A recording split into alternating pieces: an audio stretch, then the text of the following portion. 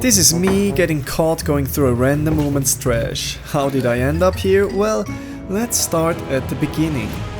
See, every once in a while, one of the universe's most fundamental questions gets answered.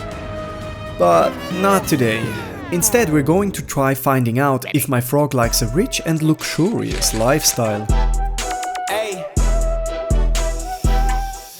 I have spent half a year and thousands of bucks to answer this question, so you might wanna buckle the frog up. How are we even going to test this? Well, I have built 2 terrariums at radically different price points. One made entirely from free stuff I found in nature, and the other is a mother-frogging palace I built. Connected by a bridge, my frog can choose between a natural but humble lifestyle or a lavish one. So what do you think? Which terrarium will our frog pick? And what happens to the other one? Well, let's just say I haven't always been very gentle with my terrariums. To find a winner, they'll be judged on these points. And now it's time to meet the supreme authority on terrarium excellence. All rise for the honorable judge, Miss Inky Winky. I'll explain the name in a bit. I got her at the terrarium expo I recently went to, where my dad kept her warm. He didn't steal, relax, I got the paperwork. There is a real hype around those colorful jumpers. They are featured in countless references. Poison dart frogs are among the most deadly creatures on Earth, which is why indigenous people dipped blow darts in their toxins, hence the name poison dart frogs.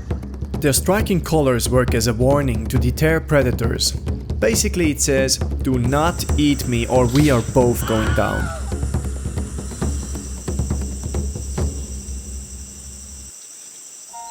The specific species we have is called the dying poison dart frog. Not dying, but dying. The name comes from a belief that indigenous people used them to dye feathers or fabrics. They probably didn't, but the name stuck. She gets to be the creature feature of this video.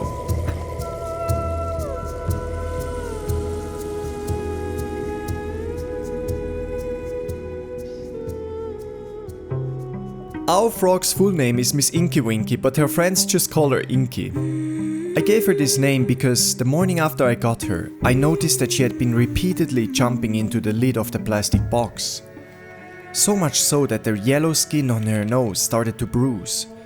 The dark tissue underneath reminded me of an ink blot. Poison dart frogs have delicate skin and bruise fairly easily, but they also have impressive regenerative abilities when kept in a safe environment with the correct moisture and temperature. Inky needs her own place to recover, so I immediately got to work. On the first terrarium, I can spend the incredible amount of $0. For this one, I'm only allowed to use free materials or stuff I find in nature. For the glass, I found a free terrarium on one of the online marketplace sites. There is usually a bunch of them, and some of them need a bit of fixing, but that's not too complicated. The guy I got it from even drove me home with it because I don't own a car, so shout out to Diderik, such a nice guy. However, it is too big for what I have planned, so I gotta take it apart.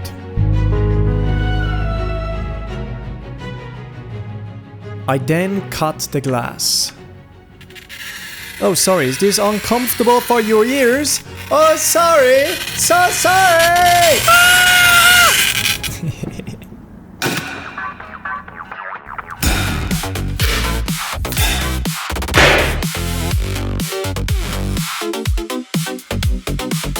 Easy. The hinges I designed myself. With these you can create your own terrarium for free with any 5mm thick glass. The files and the guide on how to create your own terrarium are on my Patreon and free for premium subscribers. Speaking of which, shout out to those already supporting me. For the hardscape we can pick up materials in nature. Best part? It's free. But you gotta know what you can and can't put in a terrarium. I made a little guide for beginners of common and terrarium safe materials you can find in nature. It's also on my Patreon but free for everyone to download. Links in the description. The downside of natural materials is they come with all sorts of pests, so we have to get rid of them. by scrubbing, baking or boiling.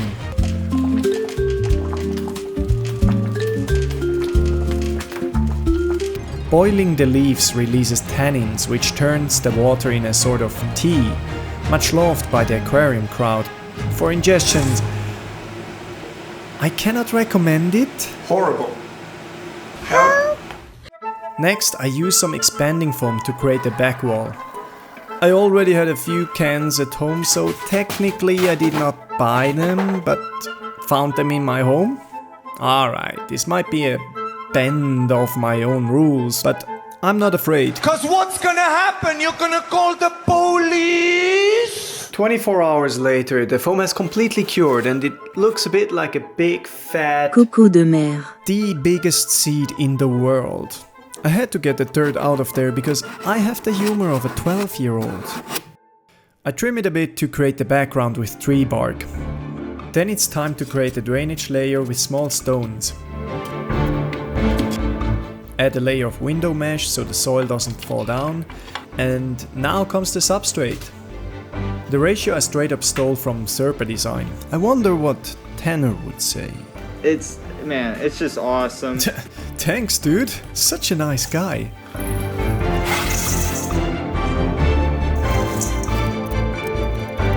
Mix it up and with a magic snap, there we go. You know, I thought it would be a good idea to add a single piece of trash in the natural enclosure. It would be this deep message of like there's hardly any places in nature left untouched by humans. Like they found trash even in the Mariana Trench, did you know that? Anyway, to get some chunk, I set myself up to film a bit of dumpster diving.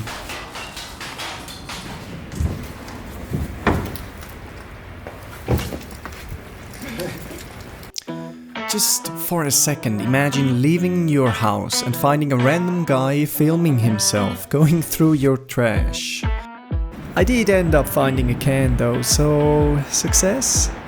I made it terrarium safe by covering the sharp edges and prevent rusting. The can be used as hiding or sleeping spot. I try a few layouts before I decide on my favorite, and now it's time to add the mosses and plants.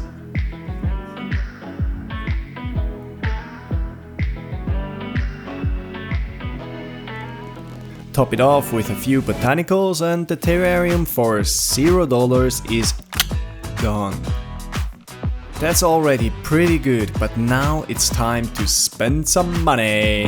Where them dollars at? Show me where. Yeah, hand it over to Miss Inky so she can buy herself any kind of terrarium she wants. And nothing happens.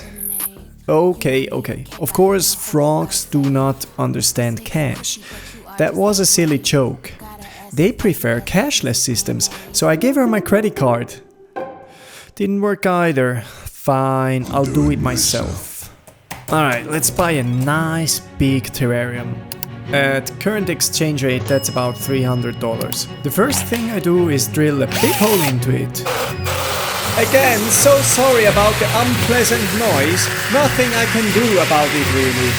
Because I focus on top quality content on this channel, I think this is a really good time to ask you to leave a like. I really hate when people do the same joke twice, when it wasn't even funny the first time. So, anyway, I started sanding the edges.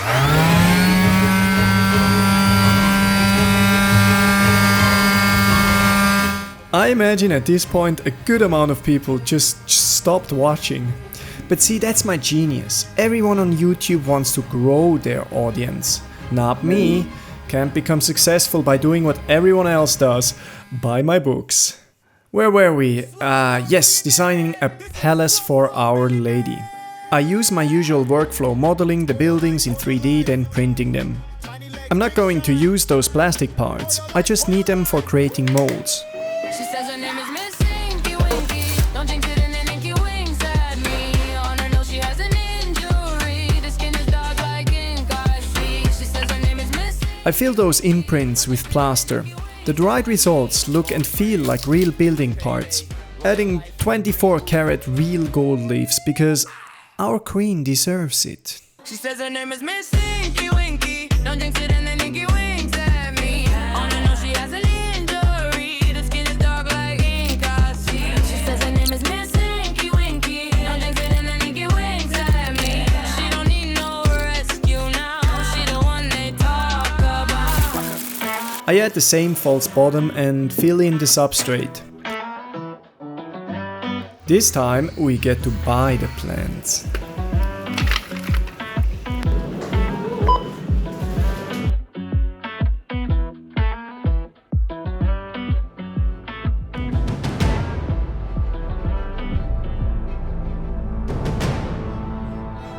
The palace is ready.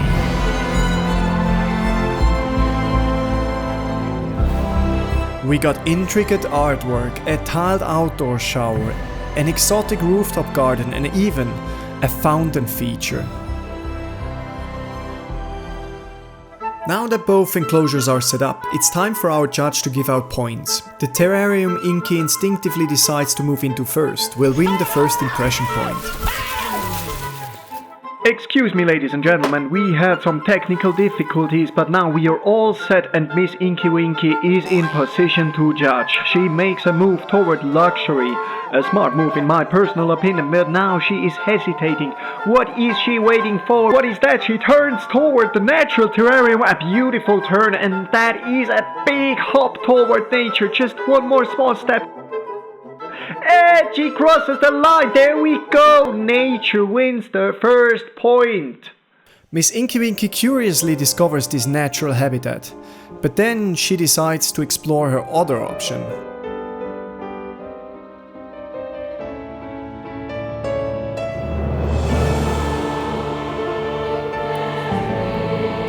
She seems to feel very comfortable here too. There is one thing she complains about though. She needs more gold. Problem is, I am not rich. But we are in Switzerland, the country of banks and gold reserves.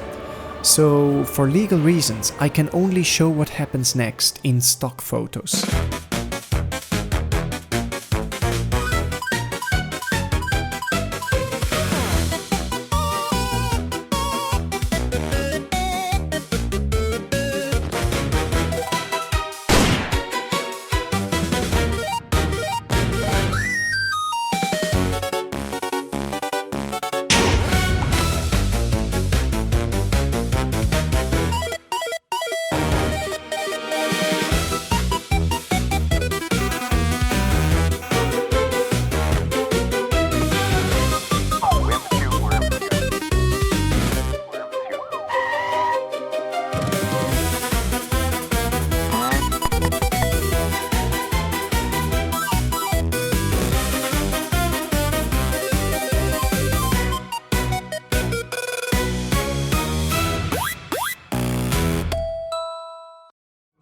Ooh, there is a bit of gold in the bag after all.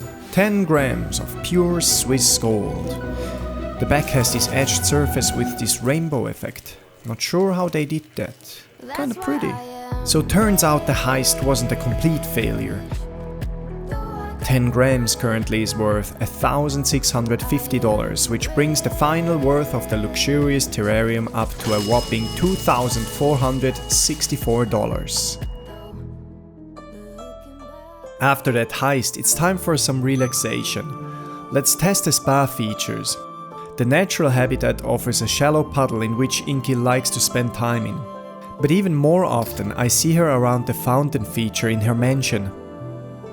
A good soaking allows her to absorb moisture directly through her skin. Doesn't even need to drink. This isn't the only spa feature in her palace though. I have built a very nice tiled shower for her. It doesn't just look good, it is also functional.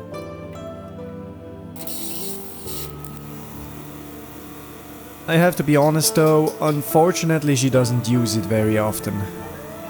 She seems to love bathing but doesn't like showering. This point goes to the luxurious enclosure. Even though the shower is not a hit, Inky spends a lot of time in and around the fountain. Next up we are checking the entertainment. Truth is, there is not a whole lot of it in the natural terrarium, climbing and some questionable room decorations aside. The luxurious one, however, is a different story. This relief is not just decoration, it also has a hidden feature.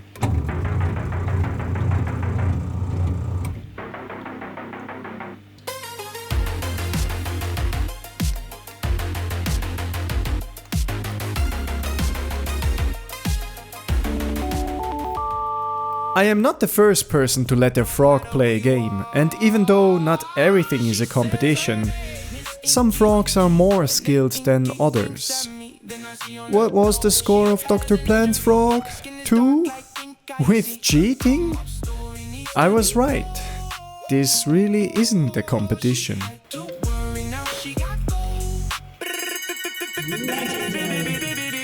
That's another point for luxury. It's getting late now and it's time to check out the sleeping spots. I tried to make the can comfortable, but Inky doesn't stay for long and moves over. But she's also not inside her palace. I find her hidden in the rooftop garden. Did I waste my time building a palace for her? As it turns out, no. Because after the first night, she starts to only sleep inside the palace. That means yet another point for luxury. That night though, I went to bed with a bad feeling. And I will always remember what happened next.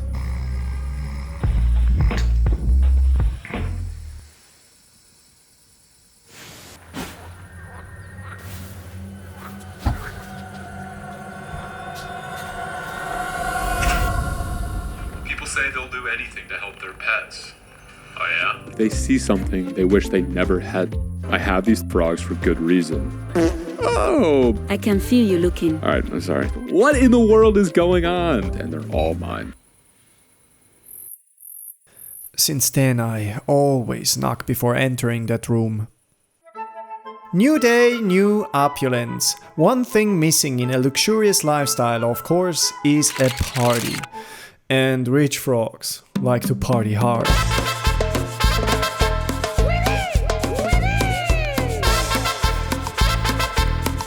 And as you... Girl, that was a lot though, no? Your pupils are huge.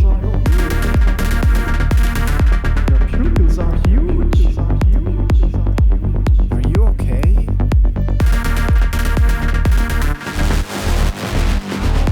Okay, this white powder is actually a vitamin and mineral mix, specifically produced to keep poison dart frogs healthy.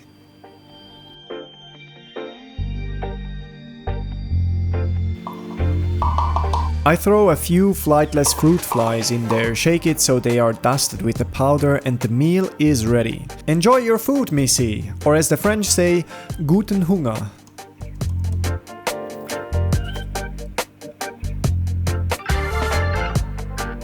Some of you might have already noticed a funny little quirk Missy has. Whenever she gets excited, her toes do a little tap dance. Researchers are not exactly sure why poison dart frog do this.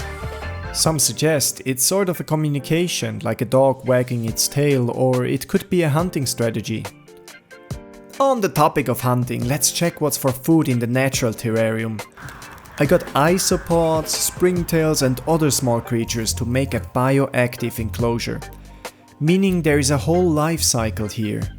The small animals live and breed below the surface, constantly multiplying. Inky loves spending time in this enclosure hunting those little critters. For the fancy buffet in the luxurious enclosure, I got the finest selection of different feeding animals from the shop. First, let's test if she likes the crickets.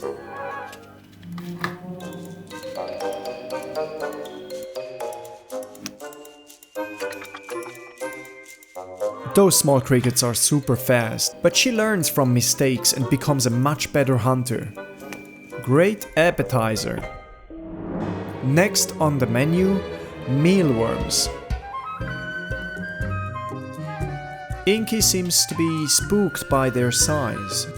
So there is something like too big after all. I wouldn't know. The same goes for darkling beetles. She is not a fan. We have something delicious for dessert though. These are firebreads. I give them the same delicious dusting.